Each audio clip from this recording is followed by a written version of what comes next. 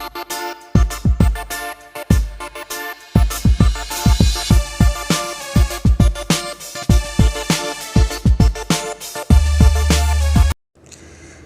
My viewers, आज पढ़ेंगे किशोरावस्था पार्ट 2। इसमें आज जो पढ़ेंगे वो है आहार संबंधी विकार जो किशोरावस्था में होते हैं। फर्स्ट में आता है जो आहार संबंधी रोग होते हैं वो होते हैं 3 प्रकार के, जिसमें पहला रोग जो दिया गया है वो है एनोरेक्सिया नर्वोसा या क्षुधा अभाव। इसको अधिकतर किशोरों में देखा जाता है और विशेष रूप से किशोरियों में यह विकार पाया जाता है किशोर अवस्था में, जिसमें क्या होता है कि खाना पचता नहीं है और सामान्य से कम वजन हो जाता है और भूखा रहने की आदत लग जाती है, क्योंकि उनमें एक साइकोलॉजी बैठ जाती है कि मैं मोटी हो रही हूँ और मुझे कम खाना चाहिए। नेक्स्ट जो होता है, इसमें पतला होने के बावजूद खुद को मोटा समझने लगते हैं। तो ये इसमें क्या है, साइकोलॉजी का विशेष इसमें स्थान दिया गया है, क्योंकि बच्चों में ये चीज़ आ ही जाती है, ख़ास तौर से लड़कियों में। डाइटिंग करने लगते हैं, अपने आप को भूखा रखने लगते हैं, पतला होने के बावजूद भी अपने को मोटा समझते हैं, तो खाने की मात्रा में कटौती कर लेते हैं। तो ये होता है एनोरेक्सिया नर्वोसा। इस रोग में किशोरियों का वेट कम हो जाता है और इसको अंडरवेट हो जाती है किशोरियाँ, क्योंकि अपनी एक सोच के कारण मोटे होने की वजह से वो कम खाने लगती हैं और एक साइकोलॉजी बैठ जाती है उनके दिमाग में कि हम मोटे हो रहे हैं और अंडरवेट हो जाती हैं। तो पतली दुबली लड़कियां होती हैं, फिर भी वो एक्सरसाइज करेंगी, कभी भागेगी, कभी व्यायाम करेंगी, अपने आप को फिट रखने की कोशिश करती है और मेंटेन करने की कोशिश करती है। लेकिन होता क्या है कि वो रियल में इतनी मोटी होती नहीं है, नॉर्मल होती है, लेकिन उनके दिमाग में एक चीज़ बैठ जाती है। तो इसी रोग को कहा जाता है एनोरेक्सिया नर्वोसा या क्षुधा अभाव। जैसे कई लड़कियां शुरू में ही 15 साल की होती है, 14 साल की होती है, तो अपनी डाइटिंग पे विशेष जाने लग जाएंगी, कम खाने लग जाएंगी। तो ये इसके लक्षण हैं। इसमें देखो, ये लड़की जो मतलब सोच सोच के खा रही है, खाऊं ना खाऊं, तो ऐसे हमारी विचारधारा हो जाती है उस टाइम पे। नेक्स्ट जो विशेषता आती है वो है बुलिमिया नर्वोसा या क्षुधा विकार, जो ये भी किशोरियों में ही पाया जाता है। जो आहार संबंधी विकार है, क्षुधा अतिशय मतलब बुलिमिया नर्वोसा, अत्यधिक भोजन करते हैं इसमें बच्चे और बार बार शौच के लिए जाते हैं, वजन पर नियंत्रण करने के लिए कई प्रयास करते हैं, अत्यधिक व्यायाम भी करते हैं।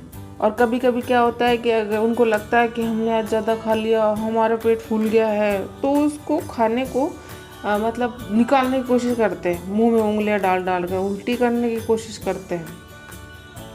तो इस रोग में इसी तरह बताया गया है कि बच्चे अधिकतर अपनी फिजिकल फिटनेस पे ज़्यादा ध्यान देते हैं, खाते भी ज़्यादा हैं और उसको पचा भी नहीं पाते।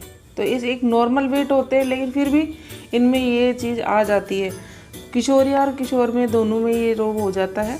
ये ज़रूरी नहीं है कि लड़कियों में हो गया, लड़कों में भी ये रोग होता है।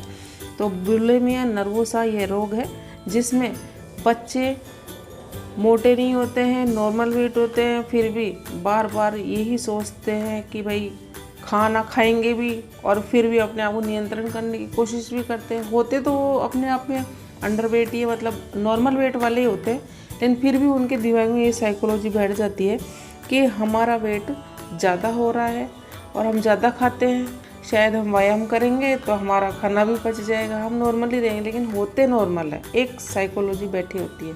तो इसको कहते हैं बुलिमिया नर्वोसा।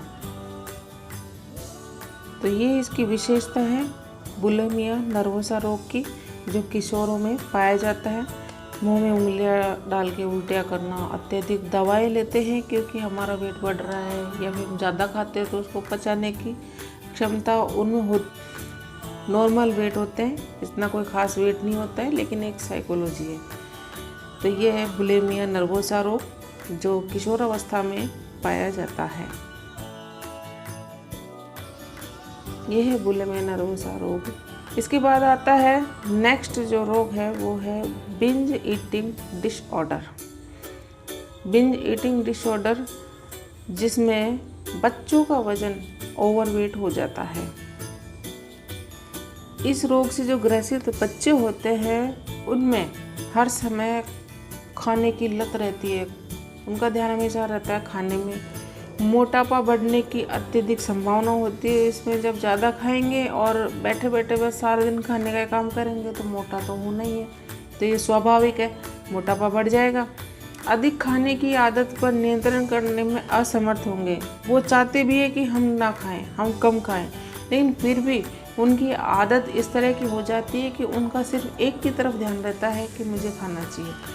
थोड़ी थोड़ी देर में उनको भूख लगती है और उसमें उनकी आदत पर वो कंट्रोल करने की कोशिश करने के बावजूद भी वो नहीं कर पाते हैं।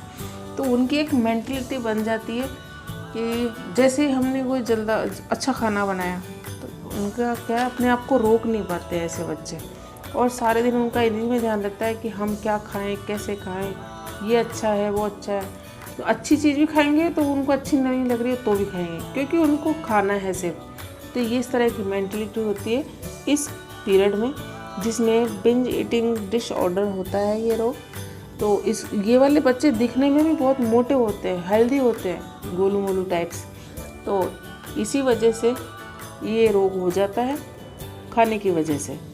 चाहते भी हैं कि भाई हम वज़न कम करें या कम खाएं, कोशिश करते हैं लेकिन नहीं हो पाता है। अपने वो कहते हैं ना कि अपनी नीयत पे उनके कोई बस नहीं होता है। सामने खाना दिखा रहो, खाएंगे, 1 घंटे 2 घंटे बाद भी खाएंगे, चाहे कितनी देर में खिला दो उनको खा लेंगे, मना नहीं करेंगे कभी भी।